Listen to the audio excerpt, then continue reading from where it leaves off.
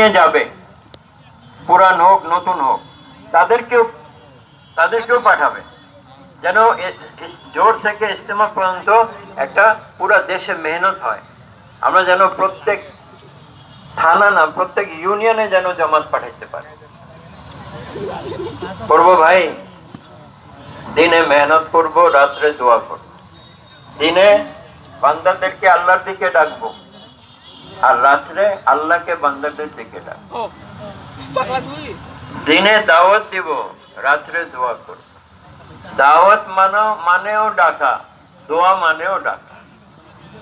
তো দোয়া দিয়ে আমরা আল্লাহরে ডাকবো, আর দাওয়াত দিয়ে বান্দারে ডাকবো। এই তো তাবলীগ কত সহজ। হ্যাঁ, করবো ইনশাআল্লাহ। হ্যাঁ, আমাদের প্রত্যেক দিন যে চাকরি করে সে চাকরিতে যায় না, যে ব্যবসা করে সে ব্যবসাতে যায় না, যে দোকানদারি করে প্রত্যেক দিন যায় না। তো আমরা যারা তাবলীগ করি, আমরা যে মসজিদে সময় দিই না, তো আমরা কেমন তাবলীগওয়ালা হইলাম?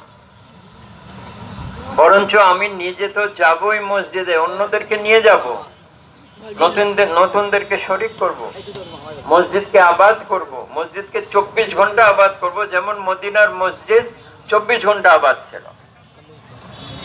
হযরত মাওলানা ইউসুফ সাহেব রহমাতুল্লাহর বয়ানে আছে যে যখন মদিনাতে তাহাজ্জুদের আজান হইতো মাঝরাতে, এখনো মক্কা মদিনাতে তাহাজ্জুদের আজান হয়।